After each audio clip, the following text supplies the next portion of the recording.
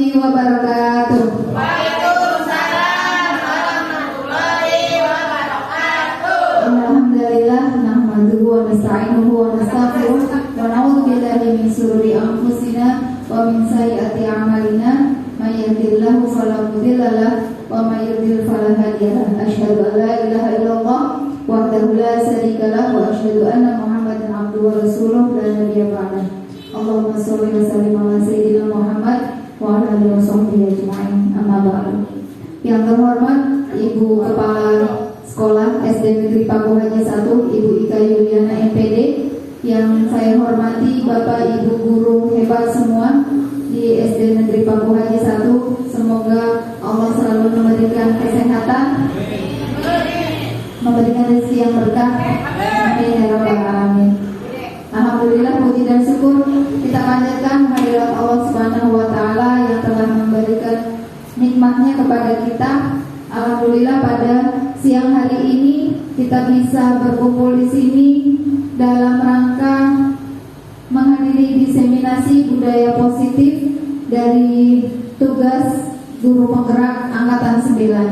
Bapak Ibu guru hebat, kita akan belajar tentang budaya positif. Apa yang dimaksud dengan budaya positif? Bahwa budaya positif itu harus kita ajarkan kepada siswa sejak dini, karena budaya positif dapat berfungsi sebagai identitas dan filter mereka dalam menghadapi zaman sekarang yang identik dengan zaman teknologi.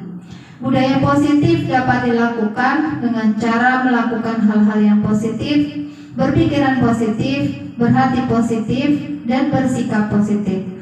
Salah satu bentuk budaya positif di sekolah, tepatnya di kelas, adalah keyakinan kelas. Budaya sekolah tentunya memiliki peran yang sangat penting dalam membentuk lingkungan belajar yang kondusif bagi pertumbuhan dan perkembangan siswa. Salah satu pendekatan yang semakin diperhatikan dalam pendidikan adalah penerapan budaya positif. Budaya positif di sekolah merujuk pada norma-norma, nilai-nilai, dan tindakan kolektif yang mendorong kerjasama, penghargaan, dan kesejahteraan. Budaya positif memberikan fondasi yang kuat untuk mempromosikan perkembangan sosial, emosional, dan akademik siswa. Ketika sekolah mengadopsi budaya positif, siswa merasa diterima, aman, dan didorong untuk berpartisipasi secara aktif dalam proses belajar. Pentingnya budaya positif terletak pada dampaknya terhadap motivasi belajar dan prestasi akademik siswa. Ketika siswa merasa terlibat dalam lingkungan yang positif, mereka cenderung lebih termotivasi untuk belajar, menjalin hubungan yang sehat, dan mengatasi tantangan dengan percaya diri. Positif di sekolah artinya nilai-nilai dan kebiasaan-kebiasaan di sekolah yang berpihak pada peserta didik agar mereka dapat berkembang menjadi pribadi yang kritis, penuh hormat, dan tanggung jawab. Langkah pertama yang dilakukan dalam menerapkan budaya positif adalah inisiatif dari sekolah dimulai dengan melibatkan semua stakeholder, mulai dari guru, staf, siswa, hingga orang tua. Untuk membangun budaya yang positif, sekolah perlu menyediakan lingkungan yang positif, aman, dan nyaman agar murid-murid mampu berpikir, bertindak, dan mencipta dengan merdeka, mandiri, dan bertanggung jawab. Dalam melakukan budaya positif di sekolah, hal pertama yang dilakukan adalah menerapkan kedisiplinan. Lazimnya disiplin dikaitkan dengan kontrol. Dalam hal ini, kontrol guru dalam menghadapi murid. Nah, kita akan belajar mengenai teori kontrol bersama-sama. Coba kita berpasangan antara teman yang ada di depan kita masing-masing. Salah satu menjadi A dan satunya B. Anda adalah A. Tugas Anda adalah mengepalkan salah satu tangan Anda. Coba Anda bayangkan bahwa Anda menyimpan sesuatu yang sangat berharga di dalam kepala tangan Anda. Anda perlu menjaga benda tersebut sekuat tenaga Anda karena begitu pentingnya untuk kehidupan Anda. Tugas rekan Anda, si B, adalah mencoba dengan segala cara untuk membuka kepala tangan Anda. Teman Anda B boleh membujuk, menghardik, mengintimidasi, memarahi, menggoda, menggelitik, bahkan menawari Anda uang agar Anda bersedia membuka kepala tangan Anda. Sekarang boleh dilakukan berpasangan, siapa yang jadi A dan siapa yang jadi B. Boleh. Coba dikepalkan tangannya. Misalnya Pak Alek. Oke. Silakan. Ya, yang B membujuk. Ya, membujuk. Kalau membuka tangannya,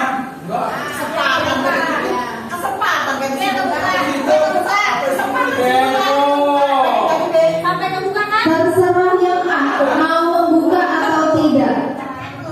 Coba. Ayo. Sudah? Oke, selanjutnya pertanyaannya, apakah Anda atau B membuka kepala tangan Anda? Membuka enggak? Enggak. Mengapa? Apa alasan Anda atau B membuka kepala tangan Anda kalau dibuka? Enggak ada yang dibuka ya? Nah sekarang, apa alasannya si B nih?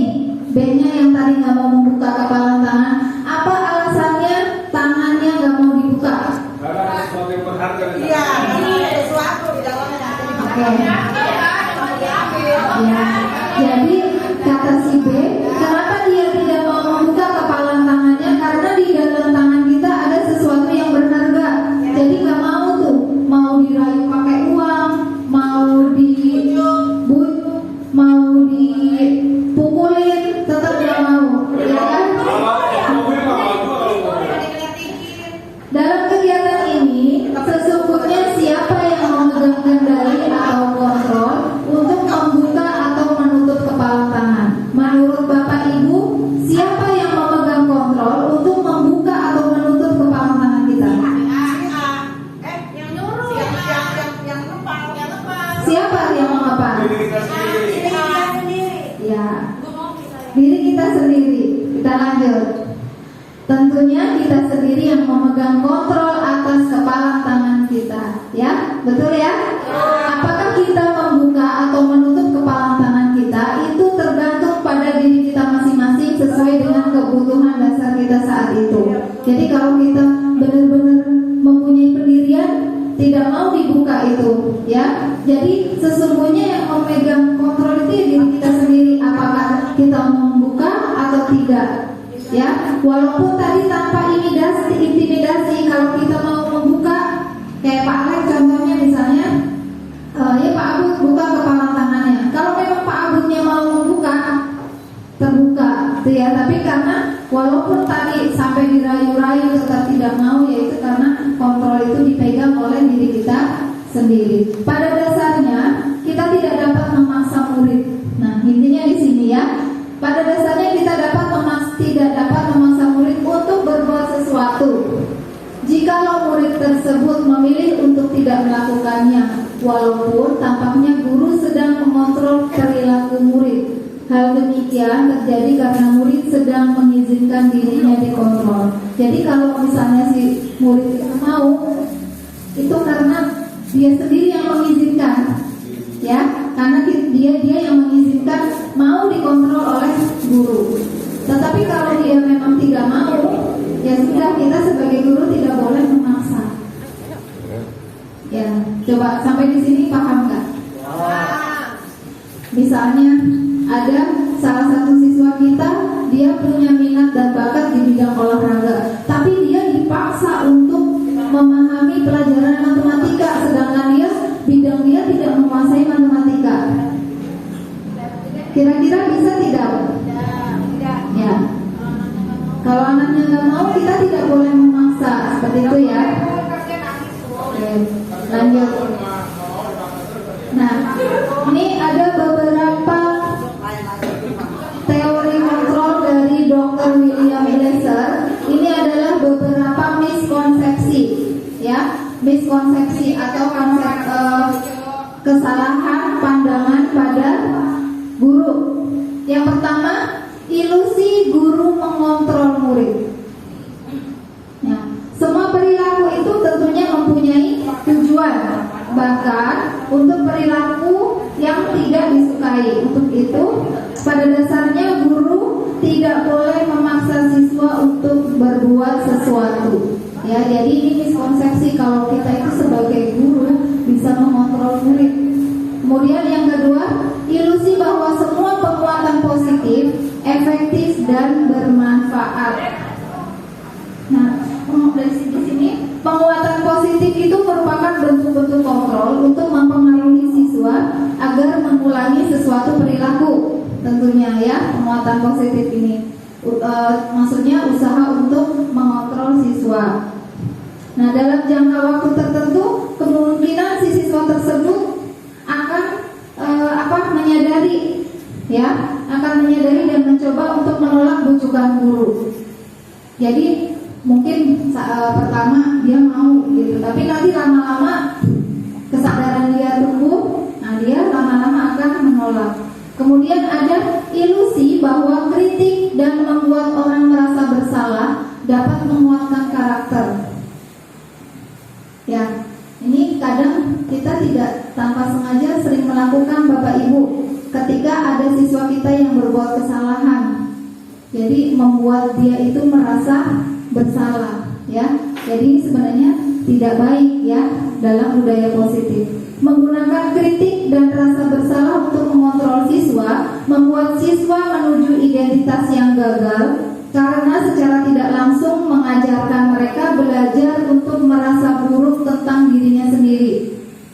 Ya, ini jika kita membuat orang merasa bersalah. Kemudian yang keempat, ilusi bahwa orang dewasa memiliki hak untuk memaksa. Perilaku yang memaksa tidak akan efektif untuk jangka waktu yang panjang dan bahkan dapat membentuk suatu permusuhan. Jadi kita tidak bisa memaksa. Ya. Ini miskonsepsi teori kontrol dari Dr. William Glasser. Kita lanjut ya.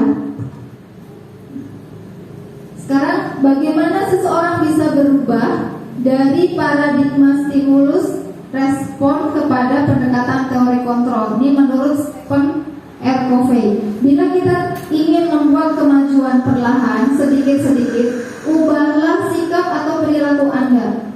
Namun bila kita ingin memperbaiki cara-cara utama kita, maka kita perlu mengubah kerangka acuan kita. Ubahlah bagaimana Anda melihat dunia, bagaimana Anda berpikir tentang manusia. Ubahlah paradigma Anda, skema pemahaman dan penjelasan aspek-aspek tertentu tentang realitas. Nah, ini ada stimulus respon. Ya, realitas atau kebutuhan kita sama. Nah, teori kontrolnya ternyata kebutuhan kita itu berbeda. Ya kan ya Bu ya? Kemudian semua orang melihat hal yang sama. Nah, di teori kontrolnya tentunya setiap orang memiliki gambaran yang berbeda. Kita mencoba mengubah orang agar berpandangan sama dengan kita. Teori kontrolnya, kita berusaha memahami pandangan orang lain tentang dunia. Kemudian stimulus responnya, yang keempat, perilaku buruk dilihat sebagai suatu kesalahan. Nah, teori kontrolnya, semua perilaku tentunya memiliki tujuan. Orang lain bisa mengontrol saya. Nah, ini di teori kontrolnya, hanya Anda yang bisa mengontrol diri Anda sendiri. Yang selanjutnya, saya bisa mengontrol orang lain. Nah, di teori kontrolnya Anda tidak bisa mengontrol orang lain. Seperti tadi ya, walaupun kita sudah mengintimidasi, tetap kita tidak bisa. Pemaksaan ada pada saat bujukan gagal. Nah, teori kontrolnya, kolaborasi dan konsensus menciptakan pilihan-pilihan baru. Dan yang terakhir, model berpikir menang atau kalah. Teori kontrolnya, model berpikir menang-menang. Ya, seperti itu ya. Kita lanjutkan. Apa makna disiplin? Ada yang mau menyampaikan pendapatnya? Makna disiplin, Bapak Ibu?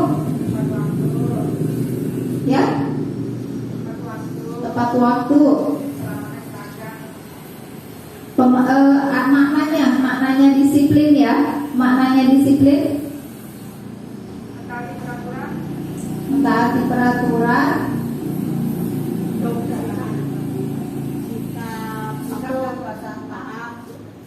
Patuh, takut pada peraturan. Oke, kita lanjut ya. Bersikap sadar. Nih, kita lihat dulu sebelum kita menjabarkan apa itu disiplin. Sebelumnya mari kita tanyakan ke diri kita sendiri. Bagaimana kita berperilaku? Mengapa kita melakukan segala sesuatu? Coba kita tanyakan sambil dijawab dalam hati sendiri masing-masing. Apakah kita melakukan sesuatu karena adanya dorongan dari lingkungan atau ada dorongan yang lain? Jadi ketika kita melakukan sesuatu, apakah karena adanya dorongan dari lingkungan atau dorongan yang lain? Kemudian terkadang kita melakukan sesuatu karena kita menghindari rasa sakit atau ketidaknyamanan. Betul? Terkadang kita juga melakukan sesuatu untuk mendapatkan apa yang kita mau. Pernahkah Anda melakukan sesuatu untuk mendapat senyuman atau pujian dari orang lain? Untuk mendapatkan hadiah? Atau untuk mendapatkan uang? Apalagi kira-kira alasan orang melakukan sesuatu. Bisa kita tanyakan pada diri kita sendiri. Ketika kita melakukan sesuatu, kita tuh apa sih gitu ya? Apa karena kita nanti dapat pujian, atau karena kita takut tadi, atau kita dapat dorongan dari orang lain? Ya, jadi tentunya kita punya alasan masing-masing, ya kan ya? Kedisiplinan kita itu kita tanyakan pada diri sendiri, gitu ya. Misalnya saya datang tepat waktu ke sekolah supaya saya tidak mendapat hukuman. Ya, misalnya gitu. Atau saya datang tepat waktu sekolah supaya dipuji. Ya kan? Alasannya. Jadi ini beberapa alasan saat kita melakukan sesuatu. Atau kita berangkat sekolah tepat waktu itu memang kesadaran dari diri kita sendiri. Ya. Nah, disiplin positif yang merupakan unsur utama dalam terwujudnya budaya positif yang kita cita-citakan di sekolah-sekolah kita. Disiplin diri berarti mereka bisa bertanggung jawab terhadap apa yang dilakukannya karena mereka berdasarkan tindakan mereka pada nilai-nilai kebajikan dan besar.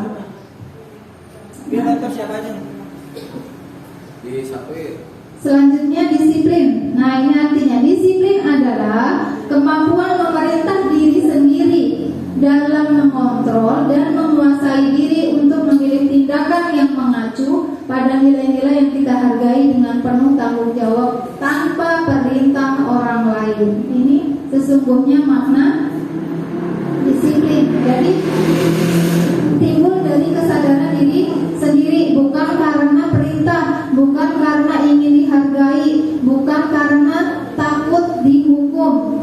Ya, jadi disiplin itu kemampuan untuk memerintah diri sendiri, timbul dari kesadaran diri sendiri. Nah, ini disiplin positif yang harus kita terapkan kepada anak didik kita. Ini maksud dari nilai-nilai yang kita hargai adalah nilai-nilai kebajikan atau sifat-sifat positif manusia yang merupakan tujuan mulia yang ingin dicapai setiap individu. Nilai-nilai kebajikan yang ingin dicapai oleh setiap anak Indonesia kita kenal dengan profil pelajar Pancasila. Ada berapa? Ada berapa? Ada 6. Coba kita nyanyi bareng-bareng. Pelajar Pancasila beriman dan bertakwa pada Tuhan yang esa dan berakhlak mulia, berkebinekaan global, gotong royong mandiri, kreatif dan bernalar kritis. Kurang ya? Oh, udah 6 ini kan? 1, 2, 3, 4, 5, 6. Beriman dan bertakwa, mandiri, bernalar kritis, berkebinekaan global, bergotong royong dan kreatif. Ya, ini adalah profil pelajar Pancasila yang tentunya ingin kita terapkan kepada anak didik kita.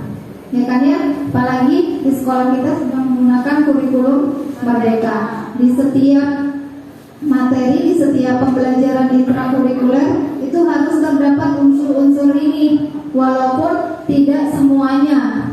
Ya, jadi saat pembelajaran matematika pada topik yang pertama, misalnya kita mau memunculkan mandiri dan bernalar kritisnya, yang kita munculkan ya ininya. Jadi tidak harus dalam satu mata pelajaran ke-6-6-nya ini semua terdapat, tidak. Ya, jadi boleh Bapak Ibu mau pilih yang mana yang mau kita tonjolkan. Di P5 pun seperti itu ya Bapak Ibu ya.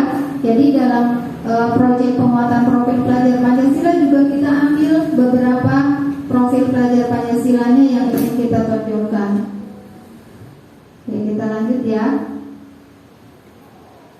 Nah, ini ada teori motivasi perilaku manusia. Yang pertama,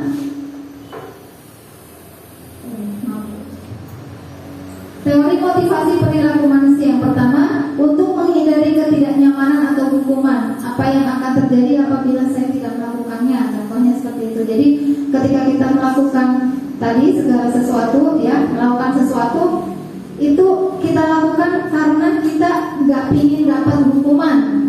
Ini yang pertama. Kemudian yang kedua, untuk mendapatkan imbalan dari orang lain atau institusi. Contohnya, apa yang akan saya dapatkan apabila saya melakukannya?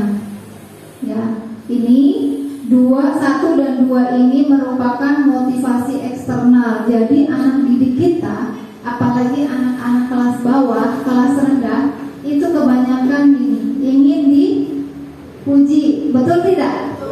Iya, anak kelas 1, 2, 3 itu sangat senang kalau gurunya memuji. Nah, itu merupakan motivasi internal. Nah, tugas kita motivasi eksternal. Jadi tugas kita adalah memunculkan motivasi internalnya.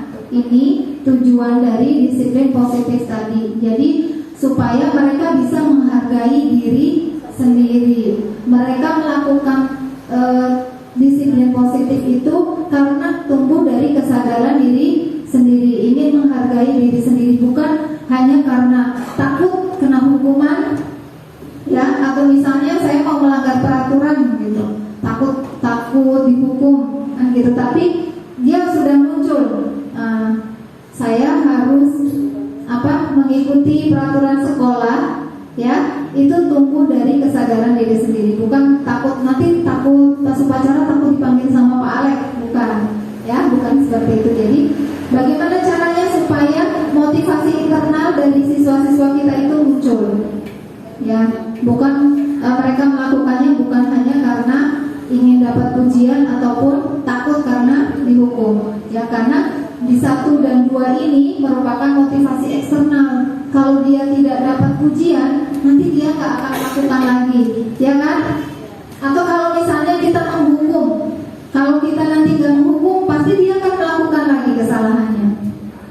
Nah, jadi kita diharapkan bisa menumbuhkan motivasi internal. Nah, ini ada beberapa kebutuhan dasar manusia. Ya, jadi setiap manusia itu mempunyai kebutuhan dasar. Yang pertama, survival. Survival itu apa, Bu? Survival.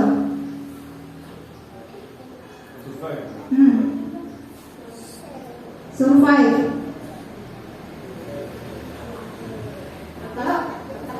Ya, bertahan hidup. Survive. Tuh, ya. Kemudian kita sebagai manusia juga butuh cinta kasih atau diterima, betul? Betul. Kita sebagai manusia juga butuh kesenangan, betul? Dan kita sebagai manusia butuh kebebasan. Dan kebutuhan dasar manusia yang selanjutnya adalah penguasaan. Ya. Jadi ini adalah 5 dasar kebutuhan manusia.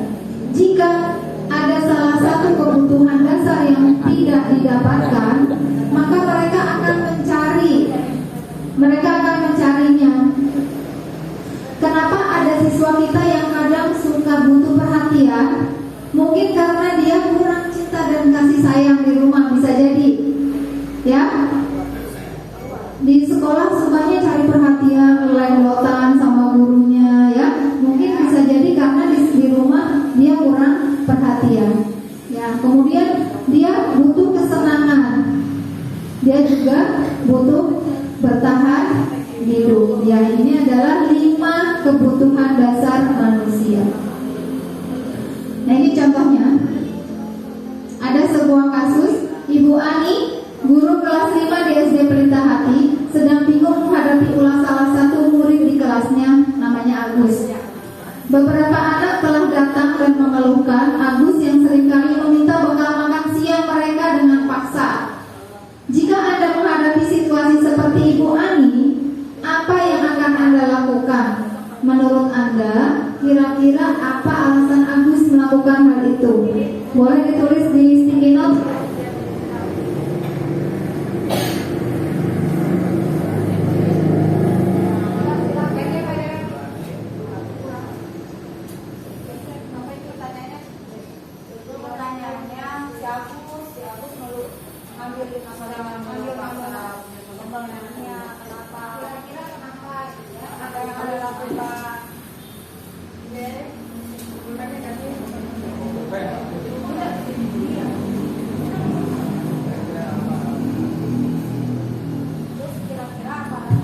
Ya. Jika Anda menghadapi situasi seperti Ibu Ani, kita posisikan diri kita sebagai Ibu Ani. Apa yang akan kita lakukan?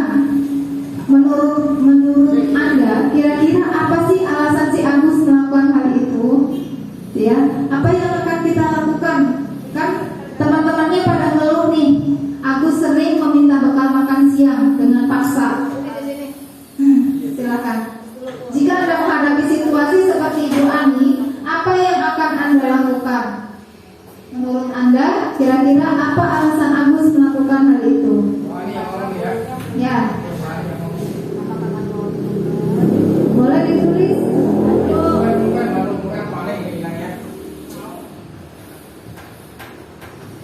Yang sudah boleh ditempel di sini, sudah disiapin atasnya.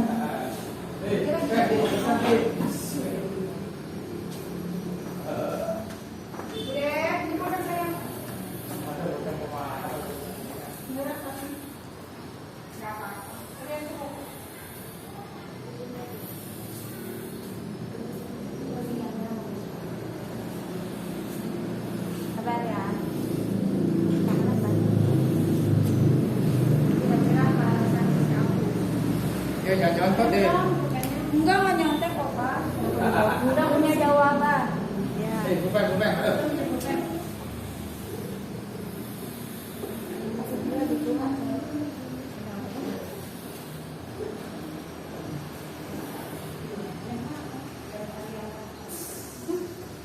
Sudah? Belum. Apa?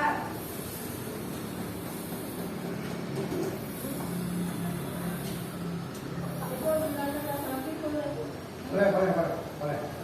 Salah.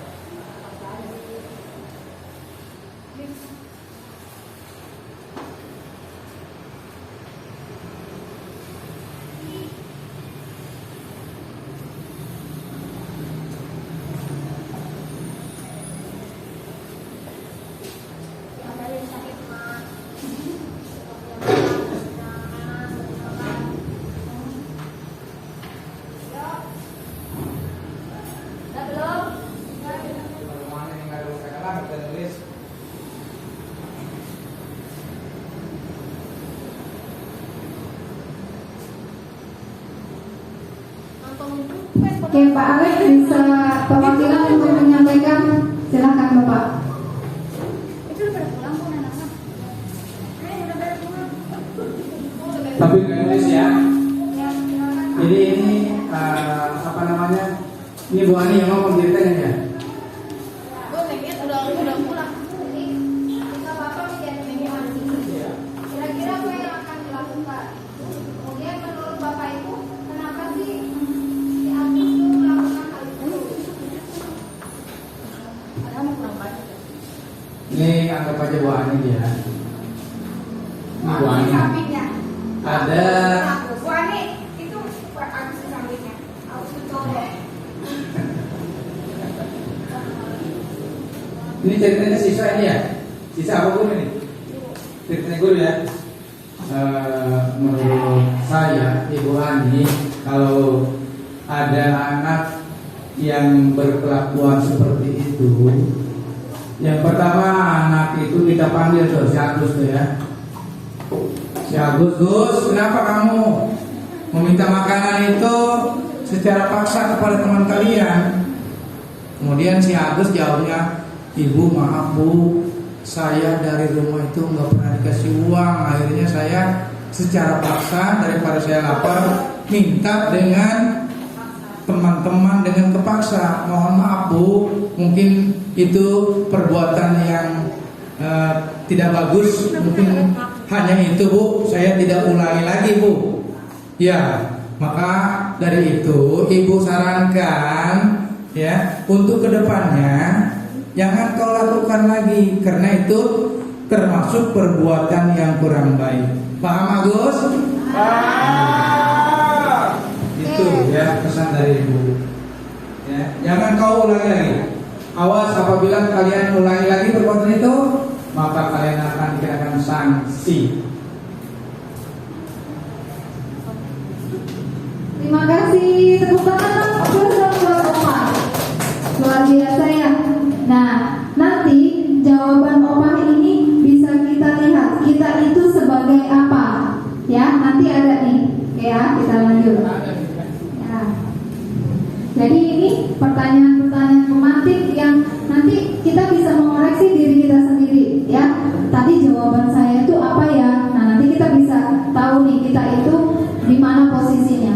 Nah, ini ada 5 posisi kontrol seorang guru.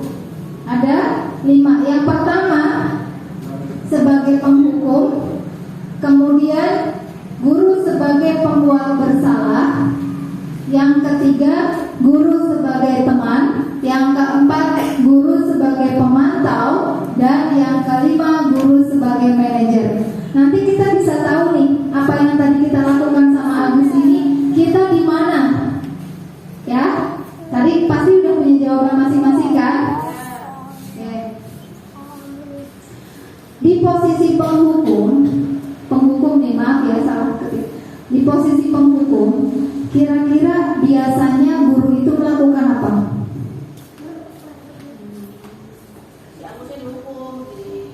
Ya, tanpa ada validasi, kita tanpa bertanya, kita langsung menghukum, ya, memberikan hukuman atau mungkin dengan kata-kata yang kurang enak, ya kan?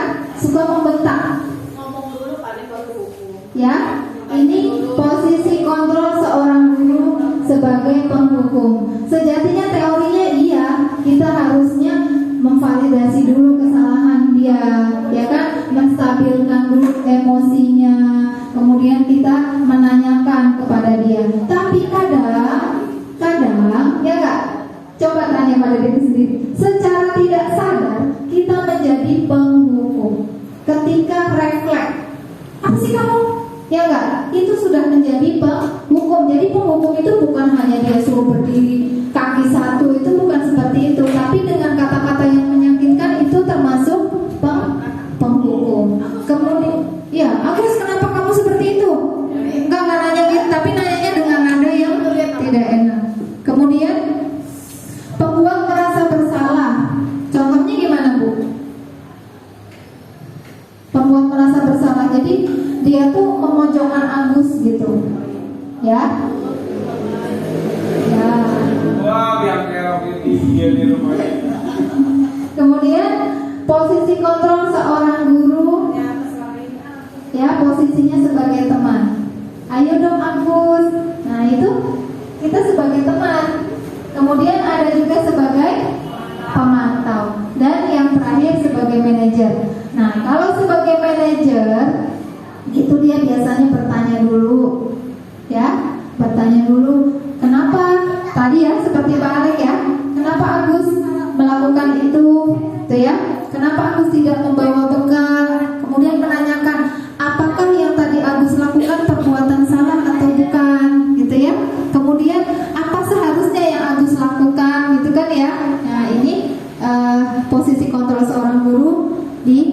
manajer. Nah, selanjutnya ada pertanyaan nih. Ini pertanyaannya. Saya kecewa sekali dengan kamu. Kira-kira dari posisi kontrol yang tadi 5, siapa yang mengatakan kata-kata seperti ini? Penghukum? Bukan. Di posisinya tadi, iya yang ngomong gurunya. Tapi posisi guru itu dia di mana? Apakah di mana ini? Penghukum. Oke, nanti kita cek jawabannya.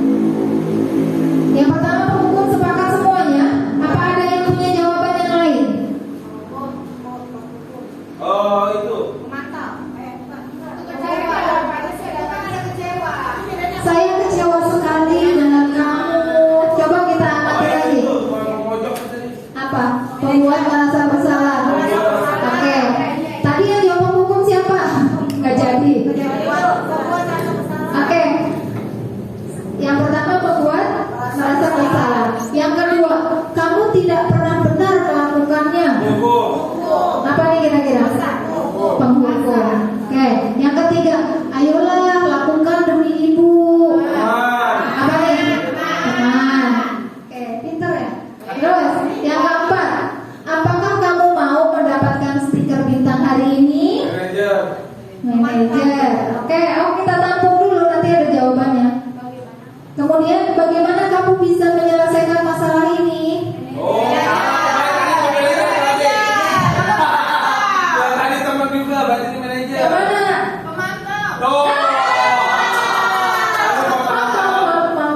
Jadi salah nih. Ini tadi apakah kamu mau Oke. Bagaimana kamu bisa menyelesaikan permasalahan ini, manajer? Yang terakhir, kamu selalu yang paling terakhir. Pertanyaannya kita jawab masing-masing murid. Iya ya. Yang terakhir, kamu selalu yang paling terakhir. Tadi udah ada bocorannya sih. Nah, ini jawabannya. Saya kecewa sekali dengan kamu. Jadi kata-kata ini, kata-kata saya kecewa sekali dengan kamu, Agus, tadi misalnya gitu ya. Itu posisi kontrol kita itu sebagai pembuat merasa bersalah. Kemudian kalau kamu tidak pernah benar melakukannya, nah berarti posisi kontrol kita sebagai penghukum. Kemudian yang ketiga, ayolah lakukan demi ibu atau bapak gitu ya. Itu Bu. Mana? Oh, temannya ya. Oke. Lanjut. Apakah kamu mau mendapatkan stiker bintang? Nah, ini sebagai pemantau. Yang selanjutnya, bagaimana kamu bisa menyelesaikan masalah ini? Ini sebagai manajer. Dan yang terakhir, kamu selalu yang paling terakhir. Kira-kira menurut Bapak Ibu, teori kontrol yang mana yang seharusnya dipunyai oleh seorang guru? Apakah semuanya? Teman dan Teman? manajer. Teman, pemantau, dan manajer. Sekarang kita tanyakan pada diri kita sendiri. Pernahkah kita melakukan penghukum? Pernah? Sering. Teman pernah? Sering. Pemantau? Pernah. Pembuat merasa bersalah? Pernah. Manajer? Sering. Manajer sudah belum nih? Jujur.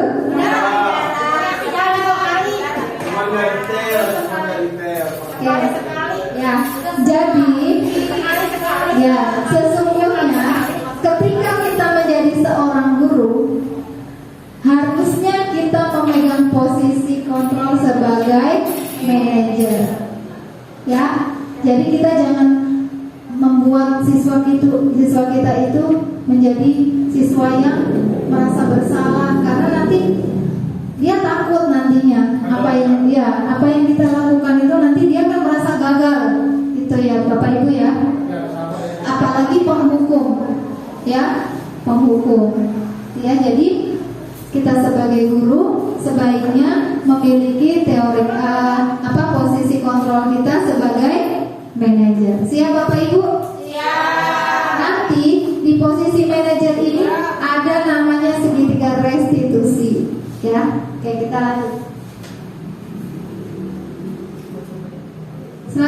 keyakinan kelas?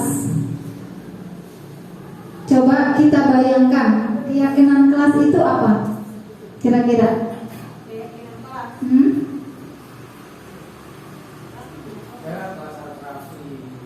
Ya, harus ada Bersih. yang berjaga menjaga kebersihan. Kemudian damai, tenang, gak ada keributan. Terus tertib, ya, Ada yang ketinggalan nulisnya. gak ada yang ketinggalan. Oke, kita lanjut. Kita masih Oke, keyakinan kelas. ikhlas. Keyakinan kelas adalah nilai-nilai kebajikan atau prinsip-prinsip universal yang disepakati bersama secara universal, lepas dari latar belakang suku, negara, bahasa maupun agama. Ini arti dari keyakinan kelas. Jadi, nilai-nilai kebajikan atau prinsip-prinsip universal yang disepakati bersama secara universal, ya, tidak pandang suku, tidak pandang agama, ya, bahasa. ya. Jadi ini nama nilai keyakinan kelas. Menurut Gosen, suatu keyakinan akan lebih memotivasi seseorang dari dalam atau intrinsik. Seseorang akan lebih bersemangat untuk menjalankan keyakinannya daripada hanya sekedar mengikuti serangkaian peraturan. Selama ini yang kita buat di sekolah itu keyakinan kelas atau peraturan kelas. Peraturan kelas yang dibuat dari sepihak dari guru. Tidak boleh makan di dalam kelas, tidak boleh buang sampah sembarangan, ya kan ya?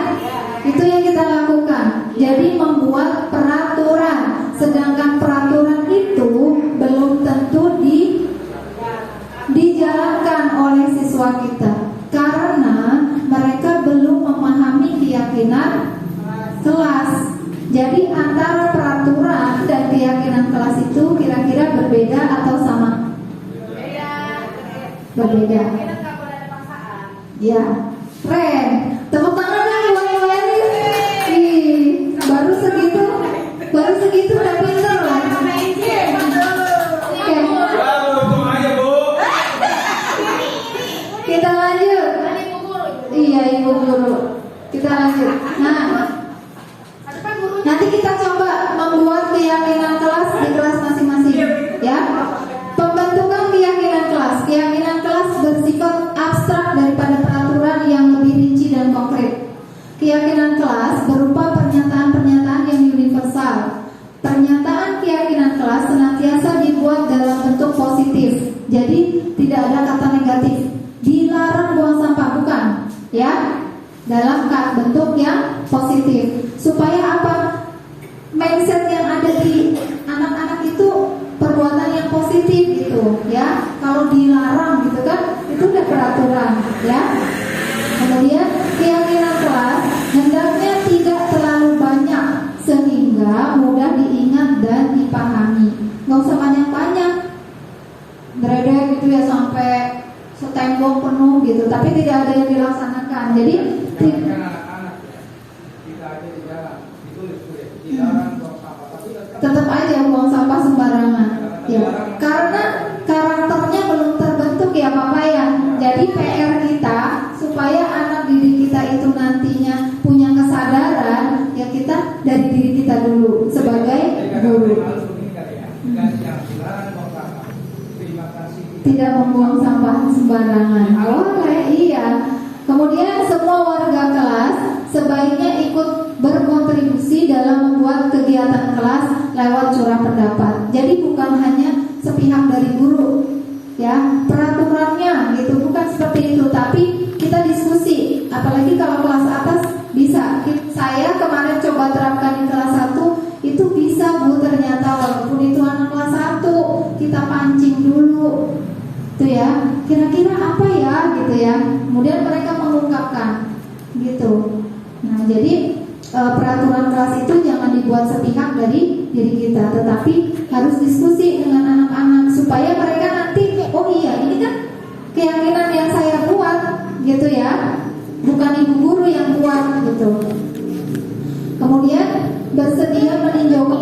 keyakinan kelas dari waktu ke waktu.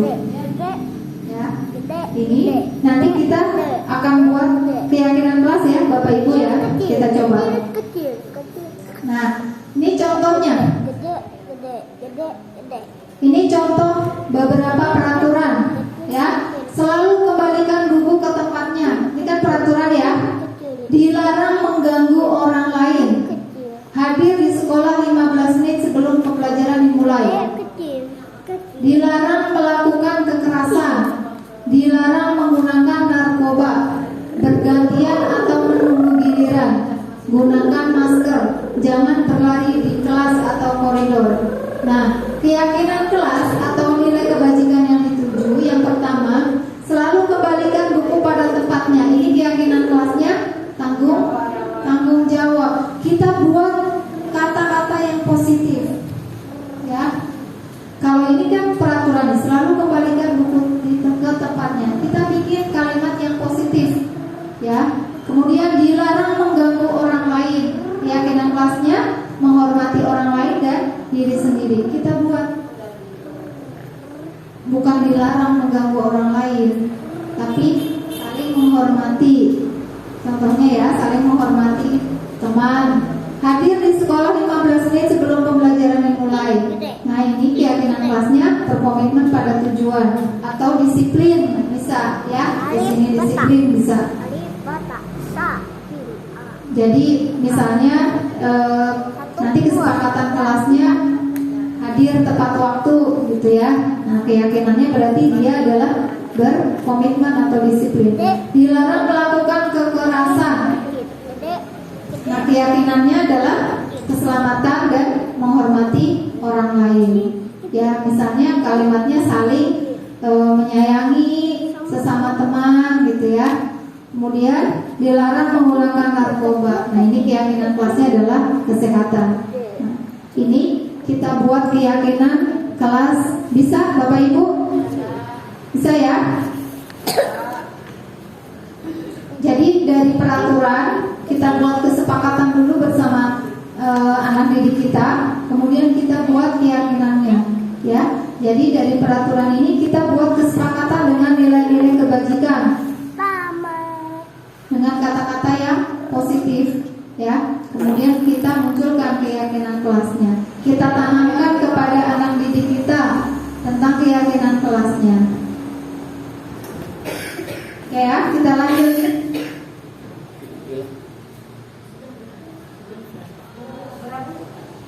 Sedikit lagi. Sekarang kita lanjutkan ke restitusi. Pernah dengar kata-kata restitusi?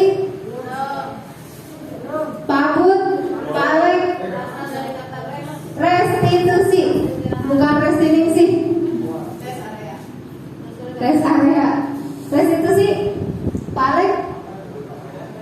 Pernah dengar ya? Biasanya itu di ini Pak, pengadilan kan? Restorasi. Bukan retribusi ya. Oke, kita lanjut. Restitusi sebuah cara menanamkan disiplin positif pada murid. Ini banyak pengertiannya. Restitusi adalah proses menciptakan kondisi bagi murid untuk memperbaiki kesalahan mereka sehingga mereka bisa kembali pada kelompok mereka dengan karakter yang lebih kuat. Ini menurut Gosen tahun 2004. Kemudian restitusi juga adalah proses kolaborasi yang mengajarkan murid untuk mencari solusi untuk masalah dan membantu murid berpikir tentang orang seperti apa yang mereka inginkan dan bagaimana mereka harus memperlakukan orang lain. Ini menurut Gosen tahun 1946. Nah, restitusi juga membantu murid menjadi lebih memiliki tujuan disiplin positif dan memulihkan dirinya setelah berbuat salah. Penekanannya bukanlah pada bagaimana perilaku untuk menyenangkan orang lain atau menghindari ketidaknyamanan, namun tujuannya adalah menjadi orang yang menghargai nilai-nilai kebajikan yang mereka percayai. Melalui restitusi, ketika murid bersalah, guru akan menanggapi dengan cara yang memungkinkan murid untuk membuat evaluasi internal tentang apa yang dapat mereka lakukan untuk memperbaiki kesalahan mereka. Ya, ini restitusi ya. Banyak restitusi itu intinya menciptakan kondisi untuk memperbaiki kesalahan pada diri siswa. Oke, sekarang ada segitiga restitusi. Segitiga restitusi itu proses menciptakan kondisi bagi murid untuk memperbaiki kesalahan mereka sehingga mereka bisa kembali pada kelompok mereka dengan karakter yang lebih kuat. Melalui restitusi ini kita sebagai guru dapat membantu murid menjadi lebih memiliki tujuan disiplin positif serta memulihkan dirinya setelah berbuat salah. Kemudian membantu murid untuk jujur pada diri sendiri dan mengevaluasi dampak dari kesalahan yang dilakukan. Dan yang terakhir, memberikan penawaran bukan paksaan. Ini segitiga restitusi. Nah, ini segitiga restitusinya. Yang pertama adalah validasi tindakan yang salah.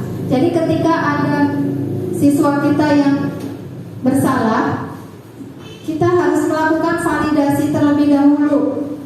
Ya, contohnya, kamu tentunya punya alasan mengapa melakukan itu. Seperti tadi kan ya, yang dilakukan Bu Ani ya tadi kepada Agus, ya. Kamu tentunya punya alasan kan, kenapa kamu suka minta makanan kamu itu secara paksa, minta makanan teman secara paksa.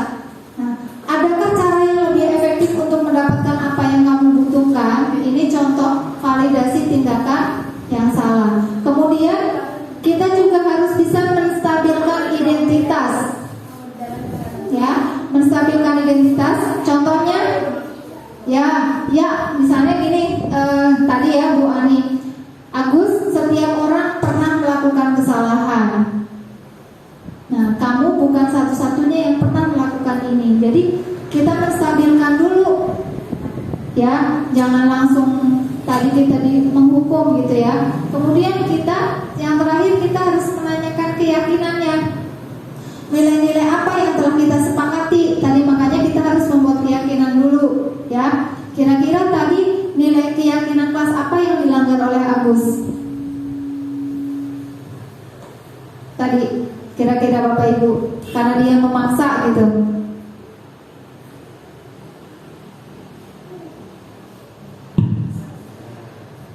Ya, jadi dia tidak menghormati teman, kan? Berarti keyakinan kelas yang dilanggar oleh Agus itu keyakinan menghormati teman, dia kan memaksa, ya. Nah, kita nanti tanya nilai-nilai apa sih yang sudah disepakati, gitu kan? Nanti kan si siswa itu menjawab, oh, menghormati teman Bu, bertanggung jawab, gitu kan? Nah, kamu ingin menjadi orang yang seperti apa? Nah, ini contoh pertanyaan dari menanyakan keyakinan. Jadi sebagai guru kita harus mempunyai posisi kontrol sebagai manajer, dan ketika ada anak yang melakukan kesalahan, kita harus melakukannya dengan segitiga restitusi, ya, dengan memvalidasi tindakan yang salah, kemudian menstabilkan identitas dan menanyakan keyakinan.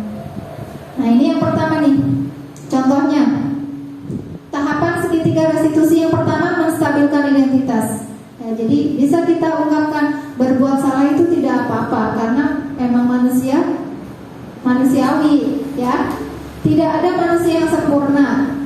Tahapan yang saya juga pernah melakukan kesalahan seperti itu, misalnya gitu ya. Kita bisa menyelesaikan ini. Bapak Ibu tidak tertarik mencari siapa yang salah, tapi Bapak Ibu ingin mencari solusi dari permasalahan ini. Kemudian yang selanjutnya, kamu berhak merasa begitu. Ya, ini contoh kalimat-kalimat yang digunakan ketika kita sedang menstabilkan identitas kepada siswa kita. Selanjutnya, tahapan yang kedua yaitu validasi tindakan yang salah. Padahal kamu bisa melakukan yang lebih buruk dari ini ya. Misalnya kayak tadi si Agus itu, kan tadi Agus itu melakukan hanya memaksa, tapi dia tidak lebih kan, tidak misalnya sampai memukul temannya gitu ya. Kamu pasti punya alasan mengapa melakukan hal itu. Nah, itu kita bisa tanyakan. Nah, kamu patut bangga pada dirimu sendiri karena kamu telah melindungi sesuatu yang penting buatmu. Jadi kalimat-kalimat positif yang digunakan ketika kita sedang menghadapi permasalahan pada siswa. Dan yang ketiga, menanyakan keyakinan.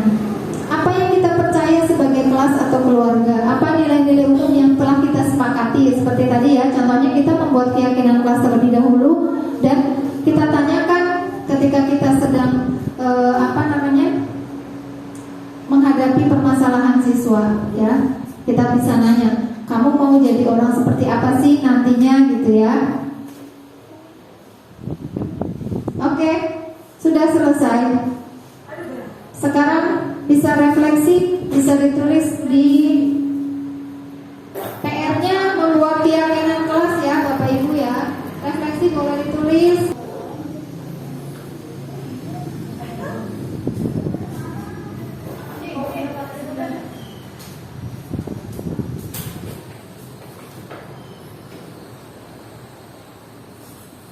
Bismillahirrahmanirrahim. Langsung saja ya, Bu.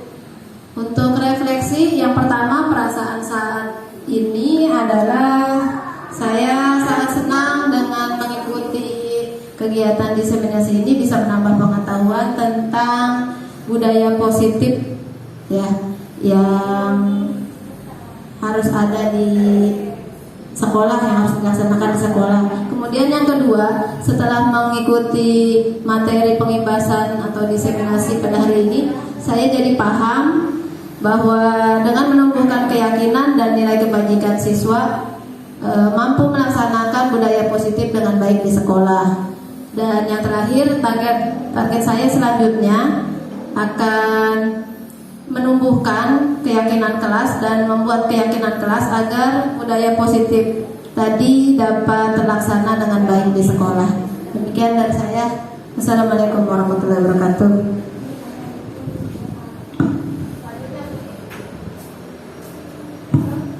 Ya, terima kasih Bu Vivi, tepuk tangan. Terima kasih banyak. Jadi target selanjutnya akan membuat keyakinan kelas untuk menumbuhkan budaya positif di lingkungan sekolah. Ya, sebenarnya kegiatan kita itu sudah banyak ya Bapak Ibu ya, untuk menumbuhkan karakter budaya positif pada siswa kita itu sudah banyak. Seperti hari Senin kita sudah melaksanakan kedisiplinan ya, upacara bendera. Kemudian hari Selasa kita ada Selasa bugar ya, kita senam bersama, Selasa sehat. Kemudian di hari Rabu kita juga sudah melaksanakan kegiatan literasi pagi. Kemudian di hari Kamis kita juga melaksanakan Kamis bersih ya, Kamsiah, Kamis bersih. Kemudian di hari Jumat ada Jumat religi ya, kita sudah melaksanakan sholat duha bersama. Kemudian ada pembinaan karakter kepada anak didik kita juga ya, melalui tausiah yang disampaikan oleh Bapak Ibu guru dan semuanya. Nah, tugas kita selanjutnya berarti kita harus bisa melakukan budaya positif ini terus menerus kepada anak didik kita, supaya karakter pada anak didik kita itu tertanam, dapat menjadi anak-anak yang berakhlak mulia seperti profil pelajar Pancasila yang kita ingin wujudkan di sekolah kita ini. Dan selanjutnya mudah-mudahan Bapak Ibu guru, kegiatan seperti ini bisa berlangsung gitu ya. Nanti kita juga bisa diskusi kembali tentang kegiatan-kegiatan selanjutnya yang ada di sekolah kita. Mungkin kita akan membuat semacam komunitas praktisi gitu ya, untuk guru-guru gitu, supaya nanti kita bisa sharing tentang pembelajaran baik dari kelas 1, 2, 3 sampai dan kelas 6. Ya, demikian Bapak Ibu guru, terima kasih atas kesempatan yang diberikan ya. Terima kasih, salam guru penggerak, tergerak, bergerak, dan menggerakkan. Terima kasih atas perhatiannya dan kerjasamanya. Mohon maaf jika banyak kekurangan. Wabillahi taufiq wal hidayah. Assalamualaikum warahmatullahi wabarakatuh.